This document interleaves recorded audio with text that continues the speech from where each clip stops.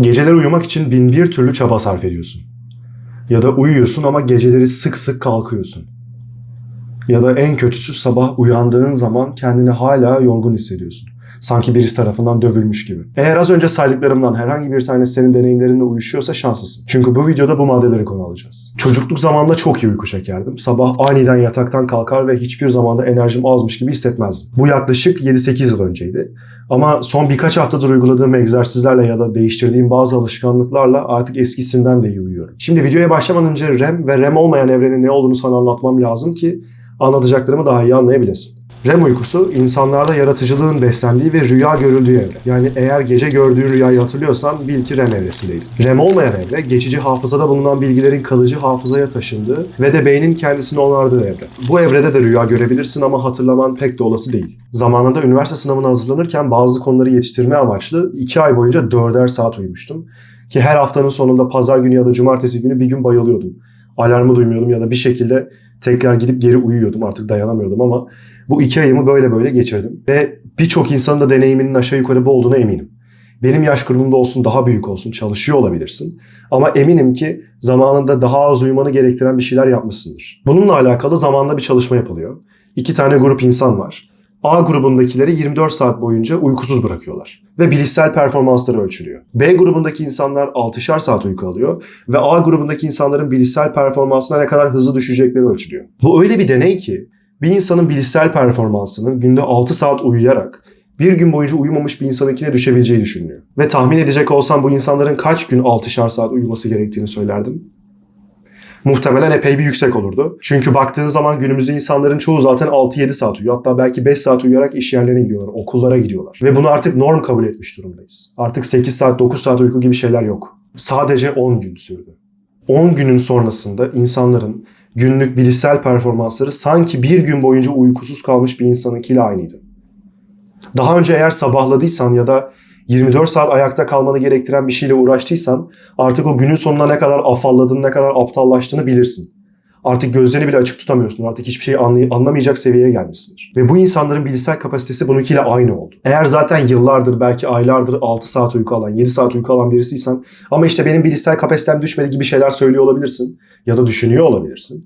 Ki bu çok normal çünkü bu 10 gün boyunca 6 saat uyuyan insanlara sence performansında bir eksilme var mı gibi sorular sorulduğu zaman olmadıklarını düşündüler. Yani bilişsel performansı düşen insanlar hayat kalitesinin azaldığının, bazı şeylere daha yavaş tepki verdiğinin bile farkında değillerdi. 6 saat o kadar büyük bir farkmış gibi gelmemiş olabilir. Şu anda sana 8 yerine 6 saat uyusaydın uykunun yüzde kaçını kaybederdin gibi bir soru sorsam muhtemelen bana %25 yani 1/4 derdin.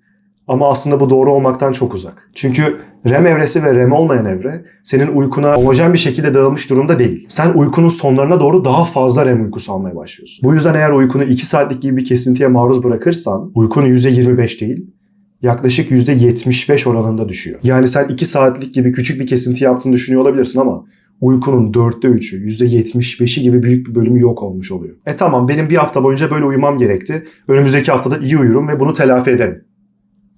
Maalesef. Bu 10 gün boyunca 6 saat uyuyan insanlara deneyin devamı olarak bir hafta boyunca da 8 saatlik bir uyku veriliyor. Yani bu eskiden uyudukları süreyle aynı saat. Ama bu insanlar hiçbir zaman bir haftanın sonunda bile bu açlığını çektikleri REM uykusunu, bu uykuyu tekrardan geri kazanamıyorlar. Bir kısmını kazanıyorlar ama asla tamamı değil. Yani eski bilişsel kapasitelerine tekrar sahip olamıyorlar. Bu bir bankadan borcumu aldım, yavaş yavaş öderim değil. Yavaş yavaş ödüyorsun ama bir yerden sonra ödemen duruyor. Banka sana hala kızgın. Hala borcunu kapatamıyorsun. Bu kısım gözünü korkutmuş olabilir. Çünkü bu kadar küçük farkların bu kadar büyük sonuçlar doğuracağını düşünmemiş olabilirsin. Sonuçta gitgide daha da aptallaşıyorsun. Bundan bahsediyoruz. Sınavlarda alacağın test sonuçları düşüyor. İnsanlarla olan etkileşimlerinden alacağın verimler düşüyor. Sırf uykusuz kalman ve sonrasında bunu telafi etmeye çalışsan bile devam edecek bir sonuç yüzünden. Ve ilerleyen bölümlerde bunu daha da kötüleştireceğiz. Daha da seni korkutacağım. Ama merak etme, sadece korkutmakla kalmayacağım. Araya birkaç tane çözümde sıkıştıracağız. Kahve, çay ve enerji içecekleri. Yani genel olarak kafein. Ben normalde günde 1,5-2 grama kadar kafein tüketen birisiydim. Bunun ne kadar olduğunu anlayabilmek için şöyle düşünebilirsin. Etrafında gördüğün bir kahve satıcısı dükkanını düşün. O dükkandan alacağın en büyük boy bir filtre kahve ya da Americano'dan 6 tane içtiğini düşün bir gün boyunca. Ben aşağı yukarı bu kadar kahve içiyordum. Ve bu beni pek etkilemiyordu çünkü artık alışmıştım. Ya da ben öyle zannediyorum. Kahve tüketimimi ya da kafein tüketimimi artık uykumdan 10-12 saat öncesine kadar kısıtladım. 10-12 saat sana çok büyük gözükmüş olabilir. Ama vücudunun kafeinin yarısından kurtulması için bile 5-6 saat gibi uzun bir süre gerektiriyor. Ve emin ol bu geriye kalan %50 seni uykundan mahrum etmek için hala yüksek bir seviye. Ben normalde saat 11 civarında uyuyan birisiyim ve saat 12 gibi artık kahve tüketmeyi bırakıyorum. Ve bunun bende şimdiye kadar uyandırdığı en büyük etki rüya görmeye başlamam oldu. Ben kendimi bildim bile öyle çok rüya gören birisi olmadım. Ayda yılda bir tane rüya görürdüm ve onunla yetinirdim. Ama kahve içmeyi öğle saatlerinde bıraktığımdan beri, yani son 2 haftadır, her gün rüya görüyorum.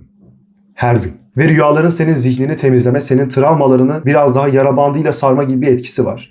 O yüzden aslında rüyada gördüğün bazı şeyler, ki çok saçma olmamak kaydıyla, ki bu rüya bilimi birazcık anlaşılması güç bir yer. Hala bu konuda deneyler sürüyor ama genel olarak rüyaların senin travmatik süreçlerini ya da canını sıkan durumları biraz daha iyileştirme süreci gibi de düşünebilirsin. Ve ben ayda bir, yılda bir rüya gören birisi olmaktan çıkıp gerçekten son 2 haftadır her gün rüya görüyorum.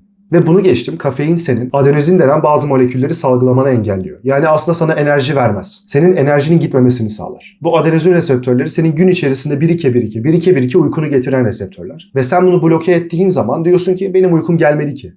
Beyinle bu sinyali yolluyorsun. Adenozin zaten yok. Kanda adenozin bulunmuyor. Diyorsun ki benim uykum gelmedi. Kafein bu işe yarıyor. Ama işte etkisi 10-12 saat sürebildiği için sen bunu eğer uykuna çok yakın alırsan ya da çok yakın almaya geçtin, 5-6 saat önce bile alsan, beynin diyor ki herhalde ben daha yorulmadım, o yüzden uyumama gerek yok. Bu yüzden uykunu da gitgide erteliyorsun. Yatakta saatlerce dönüyorsun. Bunun yanında buna benzer bir etkiye sahip olan mavi ışıklar da var. Yani telefon, tablet, bilgisayar ve laptopların. Mavi ışık burada biraz daha melatoninle ilgileniyor ki melatonin senin bir çakmağın olduğunu düşün ve bir tane de kibritin olduğunu. Bu çakmağı kibrite doğru götürme işini adenozin yapıyor. Yani senin uykunun geldiğini adenozin söylüyor. Ama bu çakma işlemini, yani ateşi yakma, seni uykuya daldırma işlemini melatonin üstleniyor. Yani eğer senin vücudunda yeteri kadar melatonin yoksa uykuya dalamazsın. Dalmakta çok güçlük çekersin. İşte mavi ışık da tam olarak burada devreye giriyor. Sen eğer uyumadan 2 saat öncesine kadar telefonu bırakmadıysan ya da laptopu ya da mavi ışık verecek herhangi bir cihazı kendinden uzaklaştırmadıysan, senin beynin bu kadar mavi ışığa maruz kalınca diyor ki herhalde güneş hala tepede. Benim o yüzden ekstra melatonin salgılamama, uykuya geçmeme gerek yok. Ve bu yüzden her ne kadar yorgun da olsan, vücudunda adenozin birikmiş olsa da yatağa yattığın zaman uyuyamıyorsun. Bir türlü gözünü kapatsan da aklında farklı düşünceler var.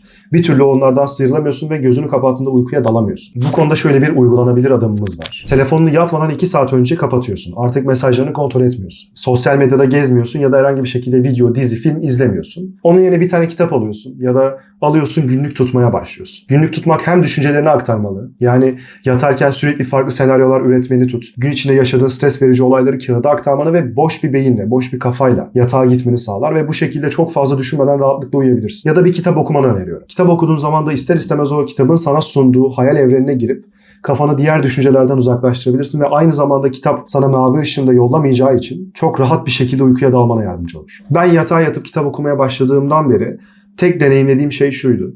Kitap okumaya başlıyorum. Her ne kadar devam etmek istesem bile, kitap çok sürükleyici olsa bile uykuya yenik düşüyordum. Çünkü artık uykumu bozan, engelleyen bir cihaz yoktu ortada. Sadece kitap ve ben vardım. Bu kitap okuma olayını şu 2 alışkanlıkla da pekiştirebilirsin. Her gece aynı saatte yat ve yatağı uyku harici bir iş için kullanma. Bu şuna yol açıyor. Eğer yatağını uyku harici hiçbir iş için kullanmazsan artık beynin şunu söylüyor. Ben yatağa giriyorum ve uyuyacağım. Ama eğer gün içinde gidiyorsan yatağında yatıp dizi film izliyorsan, gidip işte kitap okuyorsan artık beynin öyle yatağa girdim uyumalıyım sinyali almıyor. Ama eğer sadece uyku için kullanırsan beynin diyor ki tamam artık yatağa girdim uyuyabilirim. Yatağa girdim bu benim uyku uyuma sinyalim. Her gece aynı saatte yatmak da buna benzer bir etkiye sahip. Diyelim normalde saat 11'de yatıyorsun ve saat 11'e yaklaştıkça beynin artık diyecek ki yatma saati geliyor, yatma saati geliyor. Ama bir gün 11'de, bir gün gece 1'de, bir gün gece 3'te, bir gün 12'de yattığını varsayarsak beynin bu kadar da düzenli bir şekilde sana sinyal yollamayacak. Yani diyelim dün gece 1'de uyudun, bugün 11'de uyumaya çalışırken düzgün uyuyamayacaksın. Uyku düzenini gitgide mahvedeceksin. Bundan sonra uyuyacağın zamanlar bu uyku saatlerini birbirine yakın tutmaya çalış ki çok daha rahat uykuya dalabil. Bunlara ek olarak yatağa yatmadan önce 4 saat önceden yemek yemeyi bırakman lazım. Çünkü eğer miden ya da bağırsakların aynı zamanda bir şeyleri sindirmeye çalışırken beynin aynı zamanda uyumaya çalışırsa hangisine adam akıllı konsantre olacaksın? Daha önce belki bunun çok fazla etkisini görmemiş olabilirsin. Gece yarısı kalkıp bir şeyler atıştırıp geri yatmış olabilirsin. Ama emin ol bu uykuna yakın yemek yeme olayı senin uyku kaliteni ciddi şekilde azaltıyor ve uykularının normalde olduğundan daha uzun olmasına sebep veriyor. Sıradaki maddemiz alkol.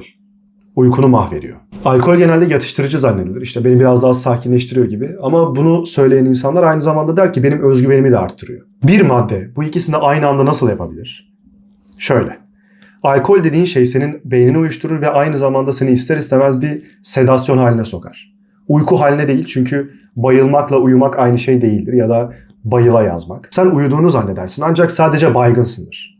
Ve bunun yanında alkol senin uykuna 2 tane daha büyük zarar veriyor. Bunlardan birincisi, alkol senin uykunu parçalara böler. Ve sen bunun farkında bile olmazsın. Gece gözlerini küçük küçük açar, tekrardan uyursun. Ve bunu defalarca kez yaparsın. Bu uykunun onarıcı ve seni dinlendirici özelliğini elinden alır. Ve sen sabah kalktığında bu küçük bölünmeleri hatırlamazsın. Ve sonrasında uykunun çok da zarar görmediğini düşünürsün. Ama aslında durum bundan çok daha uzak. İkinci madde ise, alkol dediğin şey senin REM uykusu almanı engelliyor. Uykunun sonlarına doğru daha yoğun olması dolayısıyla 2 saat uykunun bile %75'ini engellediğini söylemiştik. Artık %75'ini bırak, adam akıllı uyku bile almıyorsun. Verimli geçen herhangi bir uykun yok. Alkole karşı çok tatlı, çok sempatik tavsiyeler vermek isterdim ama verebileceğim tek tavsiye alkol tüketmemen. Çünkü zaten ilk başta niye tüketiyorsun? Arkadaşlarına eğlenmek için mi? Tek eğlence aracınız alkol mü? Alkol olmadan evlenemiyor musun? Elindeki içecek türünü değiştirerek bu kadar büyük, yıkıcı sorunlardan uzaklaşabilecekken niye hala alkol içmeyi tercih ediyorsun? Tadı güzel bile değil. Bence. Ama yine sen bilirsin, ben sadece seni uyarıyorum. Bu videonun son maddesi alarmlar.